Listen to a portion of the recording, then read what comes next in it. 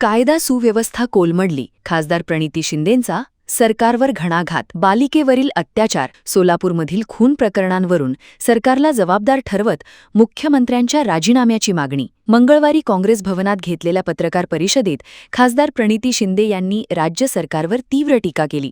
नरसापूर येथील बालिकेवरील अत्याचाराच्या घटनेचा उल्लेख करत त्यांनी शक्ती कायद्याची तातडीने अंमलबजावणी करा अशी मागणी केली. राज्यात गुन्हेगारी वाढत असून सोलापूर आणि परिसरात खुनांच्या घटना वाढल्या आहेत. अशा परिस्थितीत मुख्यमंत्री गृहखातं सांभाळण्यात अपयशवी ठरले आहेत असे म्हणत त्यांनी मुख्यमंत्र्यांच्या तात्काळ राजीनाम्याची मागणी केली. सापडल्यावर गुन्हा दाखल होतो, तसंच महाराष्ट्रात होत चाललंय. दुर्दैव, वाईट वाटतं एक महिला प्रतिनिधी म्हणून आम्हा सगळ्यांना की शासनच काही करायला तयार नाही, मुख्यमंत्री स्वतः काही करायला तयार नाही. म्हणून या गोष्टीचा निषेध करते. आम्ही काँग्रेस पक्षाच्या माध्यमातून गृहमंत्री तथा मुख्यमंत्री देवेंद्र फडणवीसजींचा राजीनामा मागतोय.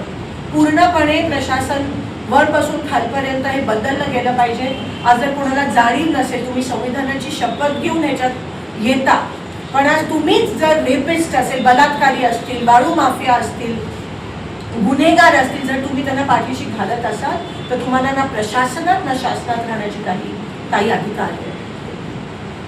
ताबडतोब राजीनामे द्यायला पाहिजे, सस्पेन्शन्स घ्यायला पाहिजे आणि त्या नराधमाला ताबडतोब सजा फाशीची मिळाली पाहिजे अशी आमची मागणी आहे.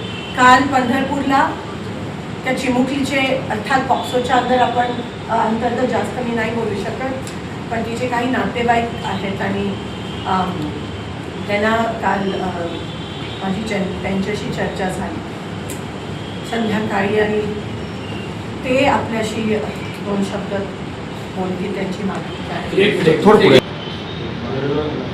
आमच्या कुटुंबियांची एकच मागणी आहे प्रशासनाकडे की लवकरात लवकर त्या नराधमाला फाशीची शिक्षा सुनावण्यात यावी आणि जर प्रशासन ते करू शकत नसेल, तत्काळ निर्णय जर घेऊ शकत नसेल तर त्याला आमच्या ताब्यात द्यावं.